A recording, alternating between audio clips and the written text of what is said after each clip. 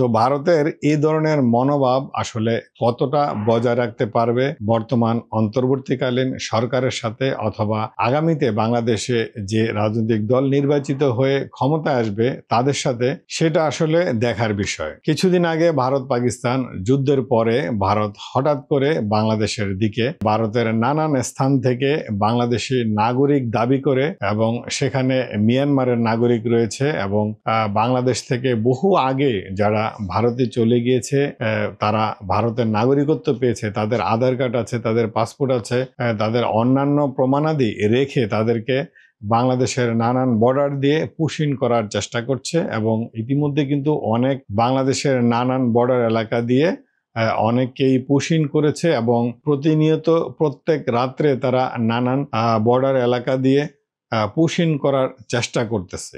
এ থেকে বোঝাই যাচ্ছে বাংলাদেশে নানান পদক্ষেপে বাংলাদেশকে চাপের মুখে ফেলতে চাচ্ছে। এবং তাদের আরো একটি উদ্বিগ্নের ব্যাপার, সেটি হলো বাংলাদেশ যাতে কোনোভাবে কোনো ক্রমেই পাকিস্তানের সাথে একটি ভালো সম্পর্ক গড়ে তুলতে না পারে, সেই ব্যাপার নিয়েও কিন্তু তাদের মাথা ব্যথা আছে, এবং তারা খুবই চিন্তিত ব্যাপারটি নিয়ে। প্রান্তিক আলোচনা আজ এই পর্যন্তই। ভিডিও ভালো লাগলে কিছু সামাজিক কর্মকাণ্ড করা যেতেই পারে, যেমন লাইক, কমেন্ট, শেয়ার।